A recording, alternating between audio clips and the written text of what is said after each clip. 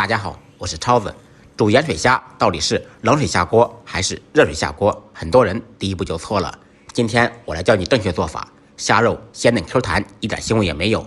话不多说，接下来开始操作。首先，第一点，煮盐水虾，无论用什么虾，虾一定要新鲜，只有用活虾做出来才会够鲜甜。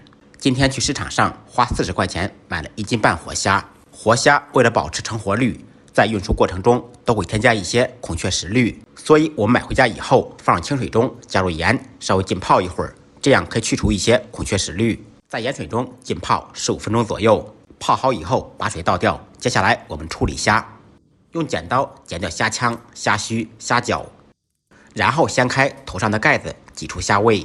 虾味中很脏，而且含有很多重金属，是不能食用的，所以必须去除。去掉虾味以后，虾味跟虾线是连接在一起的，轻轻一拉，虾线就出来了。这样处理的大虾就非常干净，剩下的部位都可以食用。熟练以后，一个大虾2-3秒钟就能处理好，也不必再用牙签挑虾线了，非常方便。用这种方法，几分钟就可以把大虾全部处理好。处理好的大虾再加入清水清洗一遍，彻底洗净。洗好以后控水备用。盐水虾吃的就是原味，所以不需要太多调料。准备少许姜片、葱段，切好以后放入盆中，再来10粒花椒去腥增香。起锅多加一些清水，开大火把水烧开。水开以后舀出一些热水放到盆中，这一盆葱姜花椒水作为卤水，等会儿浸泡煮好的大虾，放入1小勺盐，搅拌均匀，稍微晾凉备用。晾凉的卤水浸泡虾，不仅可以入味，而且虾鲜嫩不老。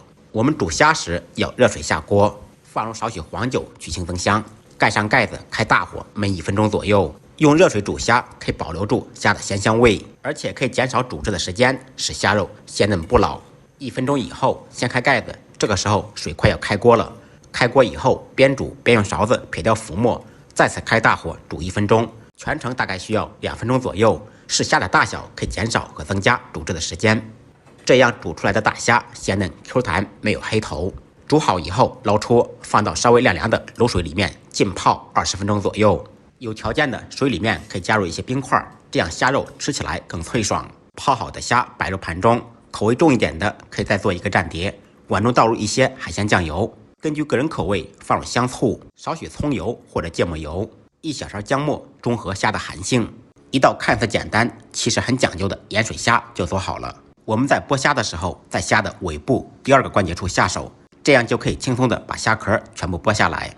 如果我的视频对您有所帮助，麻烦您动动您发财的小手，点个关注，点个赞，收藏转发给您爱的人看到。感谢您的支持，再忙再累记得按时吃饭。下期视频见，拜拜。